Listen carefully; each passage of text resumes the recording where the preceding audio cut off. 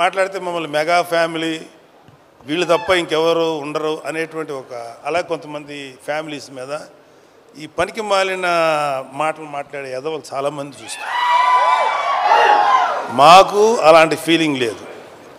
Cinema industry మా అబ్బ సొత్తు కాదు, మా నాన్న సామ్రాజ్యం కాదు, మా తాత సామ్రాజ్యం కాదు. అలాగే మన అక్కినేని గారి ఫ్యామిలీయో నందమూరి ఫ్యామిలీ సామ్రాజ్యం, అది అందరిది ఇది. సో ఇవాళ అడవిశేషు గారు లేకపోతే ఎంతోమంది యంగ్స్టర్స్ ఫిల్మీ ఫ్యామిలీ సంబంధం లేకుండా దే ప్రూవ్డ్ వాళ్ళకి ఎవరు అడ్డం వచ్చారు, వాళ్ళ టాలెంట్స్ వాళ్ళు పైకి వచ్చారు. ఏమో ఇప్పుడు ఈ కుర్రాళ్ళల్లో ఎవరు ఏ రేంజ్కి వెళ్తారో ఎవరు ఊహించను కూడా ఊహించలేరు. ఏమో ఎంత గొప్పగా వెళ్తారు. ఎందుకంటే ఇవాళ ఒక సినిమాలే కాదు, ఎన్నో ఓటీటీ ప్లాట్ఫామ్స్ ఉన్నాయి. వాటిలో దేంట్లో వచ్చినా అద్భుతమైన పేరు వస్తుంది.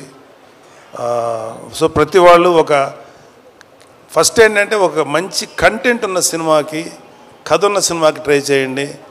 అంతేగాని ఒక గుద్దితే ఆడెక్కడికో వెళ్ళిపోయి కొట్టేసుకొని మాట్లాడితే హీరోయిన్ కనపడగానే గబగబా డ్యాన్స్ చేసి ఇలాంటి కథలకు మాత్రం మీ యంగ్స్టర్స్ ఎవరు అట్రాక్ట్ అవ్వకండి.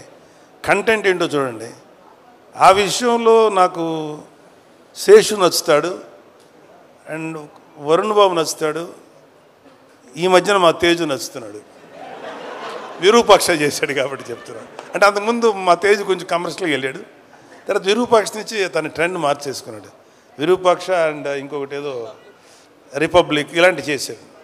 సో ఒక వరుణ్కి నాకు ఒకసారి డిస్కషన్ వచ్చింది, ఎందుకురా నువ్వు కొంచెం కష్టమైన క్యారెక్టర్లు సెలెక్ట్ చేసుకుంటావు, చాలా కమర్షియల్ సినిమాలు చేయొచ్చు కదా అంటే, నాన్న ఒక 100 సినిమాలు రిలీజ్ అయ్యనుకున్నానా, అందులో ఒక 10 సినిమాలు కొంచెం డిఫికల్ట్గా అంటే కొత్తదనంగా ఉంటాయి. వాటిల్లో కనీసం ఒక 5 సినిమాలన్నా ఆడటానికి అవకాశం ఉంటుంది. 90 సినిమాలు రెగ్యులర్ కమర్షియల్ సినిమాలు ఉంటాయి. ఈ 90 సినిమాల్లో ఒక 10-15 ఆడతాయి. మరి ఎక్కువ ఆడుతున్నాయి కదా అన్న, కానీ రేషియో చూసుకున్నాను 90లో 10 ఆడతాయి, ఇక్కడ 10లో 5 ఆడతాయి. కాబట్టి ఎప్పుడు కూడా ఒక కొత్తదనం కోసం వెళ్తేనే యాక్సెప్ట్ చేస్తానని చెప్పి, అది నాకు చిన్నవాడైనా వాడిచ్చిన రియలైజేషన్. అలాగే నిహారిక అంటే కొంచెం సెల్ఫీ వేసుకోవాలి కదా నా పిల్లల గురించి, తప్పదు. ఎవరు సెల్ఫ్ వాళ్ళు వేసుకున్నారు, ఇక్కడ మన డబ్బా మనమే కొట్టుకోవాలి కదా. ఏదో గుర్తు రావక్కర్లేదు, నేను సీరియస్గా అంటున్నా. Niharika my sweetest kid.